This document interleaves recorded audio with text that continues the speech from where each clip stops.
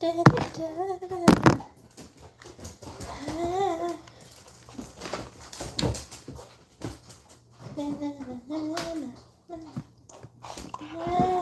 Good, there we go. Okay, good. Get it. My body.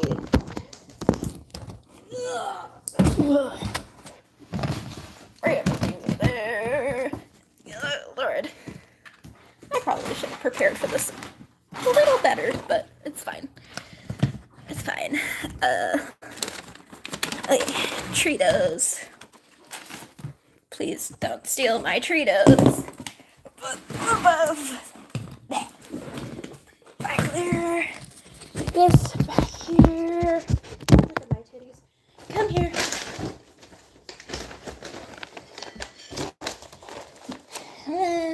My little jars. Actually, I'm not putting them right there. That's gonna confuse the dogs. Yeah, I know. Yeah. Yeah, are you getting it? What do you smell? You already there? So in preparation for this, I drank a very large cup of coffee, of iced coffee. Don't mind the cat. So I'm at like 150 and resting, which I don't feel amazing, but I don't think I'm gonna pass out. You know, do as I say, not as I do. This isn't a smart idea, but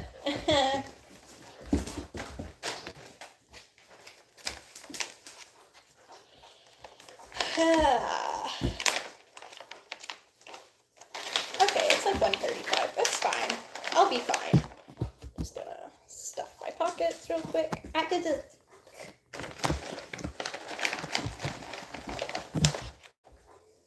Yeah. Good kids. Whew. Can't see it. That's still 0. Sit. Good boy. Good girl. Okay. Sit. Thank you. Good sits. So, I'm gonna start with how I trained Gus. Thanks, cat. Gus, come back. Oh, you go. No, Gus, come here. No, you don't need to get it for me. So how I trained Gus is much different than how I'm training Dahlia.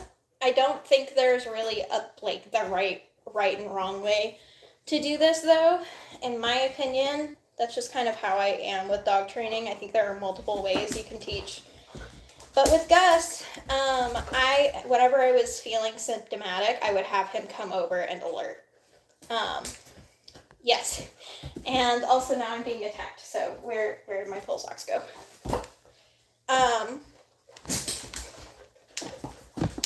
I'm checking it. Whenever I was feeling symptomatic, I would have him come up to me and alert instead of, I never did samples with him. Oh shit. Okay. I'm gonna sit down now. I don't know if you can see that. It's at 199.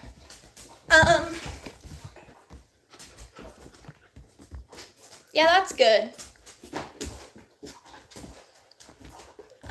Both of them alerted though, so that's good. That's nice. That's my face. Oh shit. I hope I don't pass out on the live, because this is coming down really, really fast.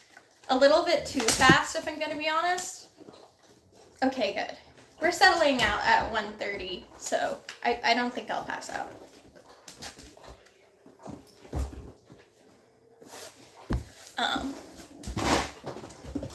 Oh, so helpful. Oh, you gonna get on? Oh, thank yous. She's still mastering DPT, and like, she's trying to not, I'm trying to train her out of just, like, hugging me, like, attack hugging me when I get on the ground. Because, you know, she's very cute, but still. Hi, puppies. Oh, yes, both of you are such good dogs. That's your butt. So, yeah, that's how I trained Gus, is whenever I was feeling symptomatic, whenever I knew my heart rate was high, I would have him come to me and alert. And if he did it any other time, and I would check my heart rate and it wasn't where he was supposed to alert, I just wouldn't give him a treat. It worked, but it worked much slower than it could have. Hey, Fred. Fred. Come here.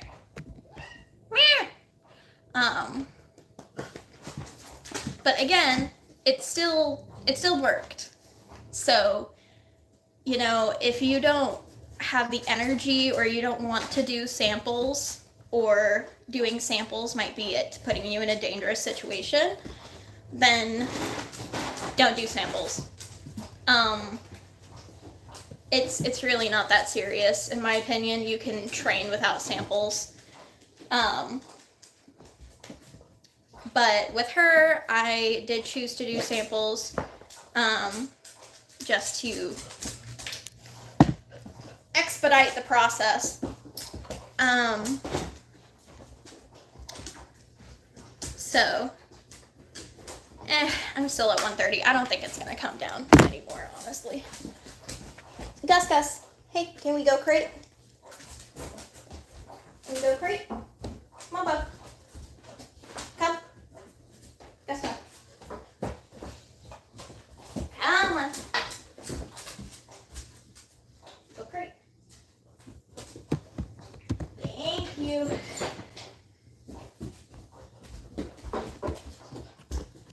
So with Dahlia, I did choose to do samples.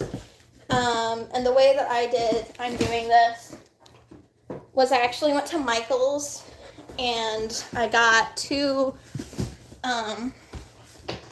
cork sealed jars.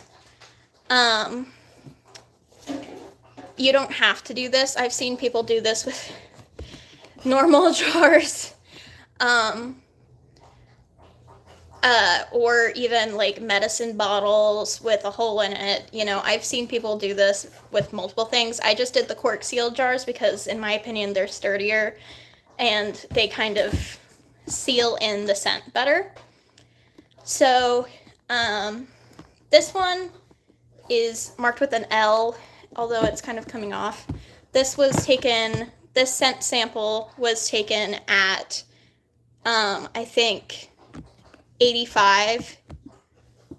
My heart rate was 85 at this, and this one was taken at 180. Sorry, I'm a little out of breath. So I took this at 180. I want her to alert at 150. But the thing is, Dahlia, come here. Sit. The thing is that I want to start her on a really strong scent first. I want to set her up for success. I can get her to alert at a lower heart rate afterwards. So I did start the scent sample at 180. How I took it was just the cotton ball. It's kind of weird, but I sucked on the cotton ball and then I kind of like rubbed it all over my arm, and then popped it in there. So it has the scent of when my heart rate is high, if that makes sense. And I did the same thing with the low heart rate. I mean, it's not low. It's supposed to be normal, but what even is normal for me? But, so then, Dahlia, come! Sit. Okay, we're gonna move this to the floor. Good dog. Then I started her learning the task of alert. So this was just the movement of her going, Dahlia, alert, sit, alert, yes. And the way that I taught that, I have a smaller tutorial, but basically all you do is you take a treat in between your hand, just like in between your fingers, and you put it wherever you want her to alert, whether that's up here, and she goes, alert, good dog. Or you can do the same thing. I want her to do it on my leg, so I put it on my leg, alert, yes, good dog. And that's how I train it until eventually she can alert on my leg without my hand there. Alert, alert, yes. Ta-da! Oh my god, I'm so smart. She's so smart. And then we start doing this selectively. So the low heart rate we present to her, and she's supposed to ignore it. Good girl! And she only gets a treat if she ignores the low heart rate. And then we present the high heart rate, and she's supposed to... I might need a new scent sample. Dorito! That's rude. Yes! And she's supposed to alert.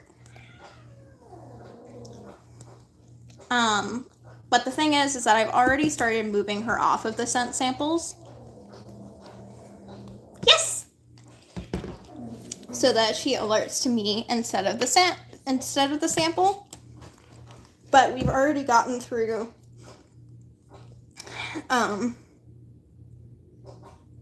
excuse me. We've already gotten through the original part of her learning to recognize and differentiate scent. So now I'm going to be a little dangerous. My heart rate is 125. Does that say 125 or 127? I can't see it. Oh, 115. Yeah, that's not going to last. So now that I've been sitting down a minute, I'm going to stand up. Because that's going to make my body very angry. Give it a minute. Yeah, there we go. We're getting up into the 140s. I'm just going to wait for it to come to 150. My ears are ringing. So she's ignoring me right now because it's not in the 150s yet, so I'm going to give her a treat for that. I might even do, can you switch? Little heel exercises. See, it keeps stopping at 140, I think, just because I'm trying to train with her. Good girl.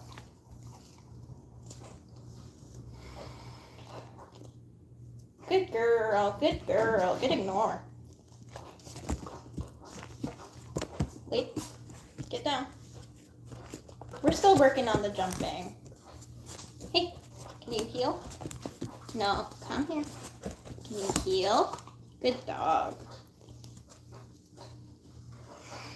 Here, I'll make it upset this way. If I put my, hands on the ground and bend down for a minute, and then, get back up.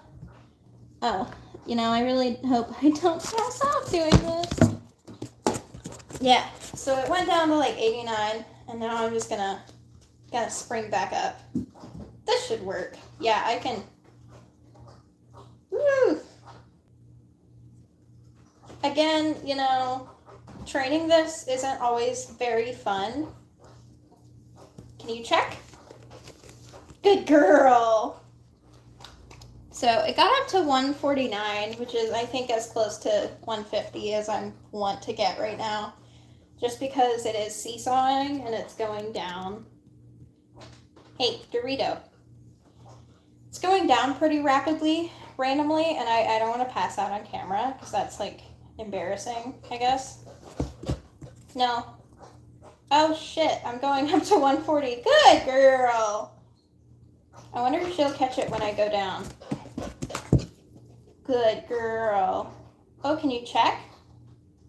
Dahlia, check. Good girl. And I'm in the 130s, so she's ignoring me. Good job. Sit. And it's going up again. And we're just gonna do a bunch of this with me monitoring it on the pulse ox. And as it goes up and down, I'm gonna have her check. She's ignoring me because it's too low for her to alert. And, you know, I mean, if your heart rate is like mine and it seesaws, this is much easier. And the process for doing low heart rate, Dahlia, come back. Good girl, come back. The process for doing low heart rate is almost the same. Actually, it is the exact same. But yeah, it's just a lot of monitoring yourself, and doing it for as long as you can. Again, the important thing is to remember is that it's not just reliant on your dog, it's also reliant on your body, on how long you can really practice this, because you don't want to make yourself like pass out yet. You know, you don't want to be pushing your body past its limit. Which is why, like, you know, I always recommend your dog alert at like kind of a toleration point. So what's the highest, what's the lowest that you can somewhat easily tolerate? And then, you know, have them alert at that point. Because the reality is that when you're in public, when you want your dog to alert, is at that point. Because, you know, if it drops back down, great. If it goes back up, great. But if it doesn't, if it's rising, you want to know before it's risen to a point where you cannot tolerate it. And everyone is different with that. You know, a lot of people can tolerate their heart rate going in the 160s, 170s before they feel super symptomatic, before they could fall or hurt themselves. But other people, you know, maybe you can only really have a toleration point of 135. Or like 60 for a low point. That's where you want your dog to alert, is your highest or your lowest toleration point. Good dog. And eventually what your dog will start doing is actually alert before it hits that point. So they're going to learn how to basically predict your heart rate rising or your heart rate falling before it happens.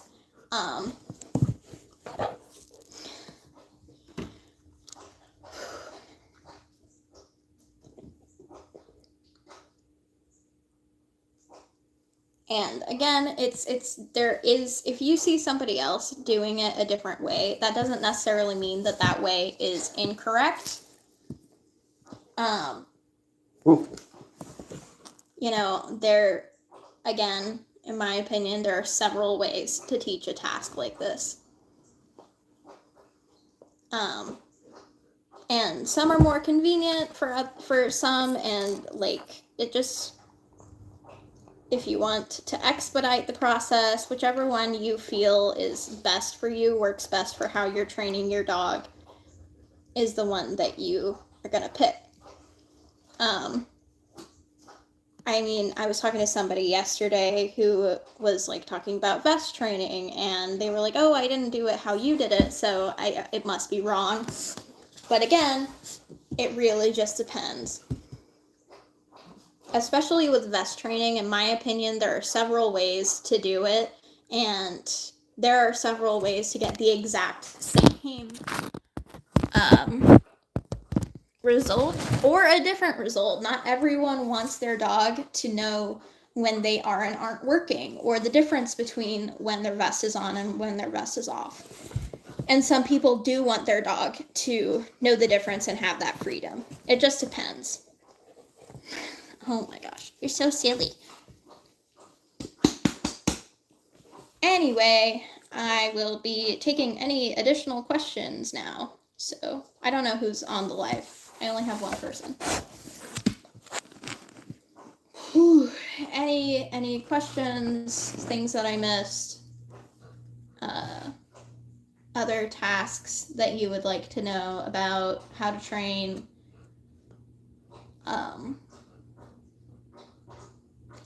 You know, boop, boop, deep. You have something stuck in your ear. It's a leaf.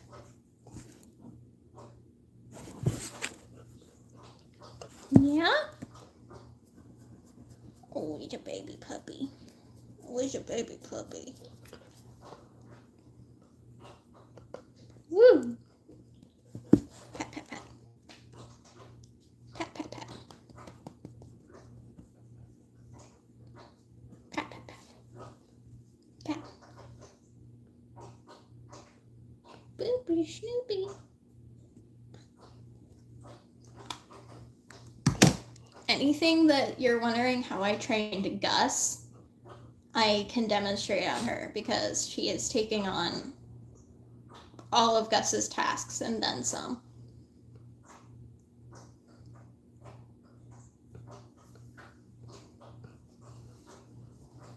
Yes, you're a good girl. Oh no, they left. They left. Okay. I shall go then. If there are no questions, that is all.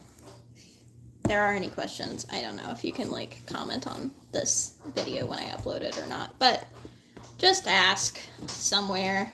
I'm an open book. I have no secret sauce that I'm not willing to share, so you know. Bye-bye. Oh, goodness, you're so silly.